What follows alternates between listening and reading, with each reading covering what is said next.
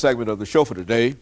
The topic is Sudan, and SMinimoi2 is talking about some of the things, some of his experiences leaving Sudan and coming to the United States with the support of Catholic Charities, and how he has, up to this point, been able to navigate many instances of his own education, and now he's a student at Tennessee State University. And of course, Simon, let's pick up at that by having you to continue our conversation here.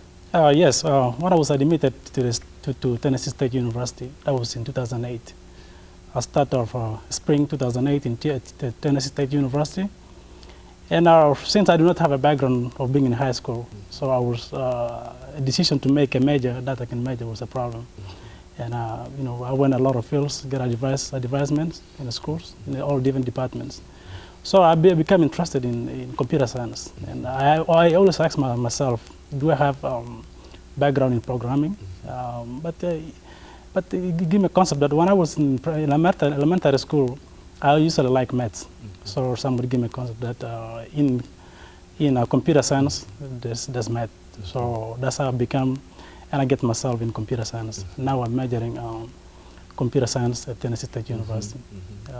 Yes, and due to the experiences, Sudan is a very large country in Africa. It's a very large country with a lot of problems. It's a lot of conflict, and since the independence of 1956, Sudan have never enjoyed any peace in the country. And this happened to the differences of ethnics between the Christian South and enemies and the northern part of Sudan, which is dominated by the Muslims. And so this had been the main issue in Sudan. So, you know, since it's about 50 years, people have been fighting a war and a lot of civil wars. And there's even a war in Darfur, the genocide, which is still happening now. You know, I think you mentioned earlier that you received your primary education in Uganda. Is that right? Yes. And now, was that because you did not have did not find facilities that you could have attended in Sudan? Was that the general kind of way that people were educated who lived in Sudan? And did you somehow enjoy a special privilege to be able to even receive education in Uganda? How did that happen? I mean, that happened due to the war that happened in 1983. So all this time, when the war happened, so people in the south, the war was much concentrated in the south, between the north and the south. So we were not able to go to school in South Sudan. So then I came as a refugee to Uganda. That was in 1994. That's why I started my primary school. So I was there as being a refugee under the care of United Nations, High Commission of Refugee, which is UNHCR. So this is where I had my studies in Uganda until I completed my primary, due to the war in Sudan. Yes. You know, so in a real sense, it's really difficult for young people in primary school to go to school in Sudan because of the war, and so they go to Uganda. How are they received in Uganda? Mostly people are received as being refugees since the war happened, like I said earlier, 1983. So there were no schools actually in the south.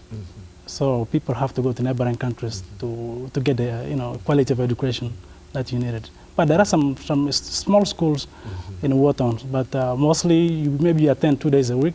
You may not be able to complete the whole week in a school because the authorities being attacked in a camp. But it was recently, 2005, when the North and the South signed the CPA, which is called the Comprehensive Peace Agreement, that trying to transform Sudan from being authoritative government to a democratic nation, where through democratic transformation, where all the citizens have the application of rule of law and able to have enjoy the rights and to elect their leaders through democratic process. So the CP was signed in 2005, and by this time, so the people at least enjoy a war in less than 15 years, but there's still some classes which is ethnic differences between the people, which is still happening in the south. But since 2005, people were able to go to primary schools. There were more schools being built in the south, so that kids from the neighboring countries, when they come back to the south, able to go back to primary schools or to high schools to get a quality education. Do you find that when you talk to your fellow Sudanese around here in other areas, that their information, their background is similar to yours in terms of their transition or their movement from Sudan to the United States of America? With what you're telling me, is that typical as to how folks generally get to the United States from Sudan? Yes, almost every Sudanese have a similar stories because we've been affected by the same war. And you know, but when the war happened, and a lot of people went to different countries. Some of us likely went to Uganda because it was very close to where I live, a few borders, few miles away to cross to the border. So, but in the similar stories, I'm sure all Sudanese have stories, especially who come to the United States. And so when they come here, they were not able to, they turned to get themselves assimilated in American society, especially because most of them went to Egypt, others went to Democratic Republic of Congo, others went to Kenya. So when they all learn different languages, like people who went to Congo, they were able to learn French. But when they come to the United States, so it was difficulties for them to learn English. And people who went like to Egypt, Egypt exactly, Egypt and Ethiopia. So they all learn different languages. So the assimilation of languages become a problem within the Sudanese. But they're able to to adapt themselves easily in American life. And so you find that to be sort of a traditional kind of, a similar kind of way that all of the people who come to this country from Sudan generally face some of the issues that you have had to face in terms of some sort of upward mobility. It's difficult to really get assimilated here. And as long as you're not assimilated, you really don't have an opportunity to enjoy many of the advantages. For example, being able to drive an automobile, own an automobile, etc. Are those some of the challenges that you think that Sudanese face in this country? Yeah, actually, Sudanese stories are.